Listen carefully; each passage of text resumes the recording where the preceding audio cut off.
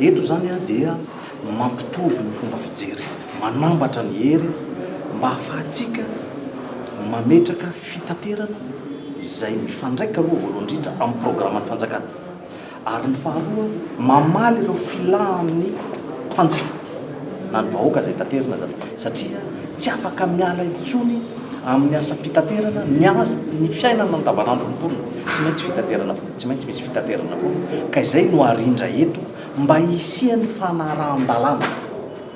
Fa io tsy fanarahan-dalàna io zany ny tena mbola lesoka lehibe, ka arindra zay fomba fiasa zay ampahafantarana ny andraikitry ny tsirairay ialana amin'ilay fanitsahana andraikitra mba ahafahany tsirairay koa ny tompona andraikitra tsirairay tsy ambamba, tsy salasala, tsy aotra zany amin'ny fampiarana ny lalàna. Io fandikan-dalàna io zany mbola lesoka lehibe dia izay no vahana eto dia aorianan'izao rehefa samy mahafantatry ny tokony ataony tsirairay dia ho hitantsika eo fa tokony hirindra amin'ny mifandraika amin'ny lalàna zany ny fitaterana, zany hoe fitaterana ao anatin'ny tany tan-dalàna.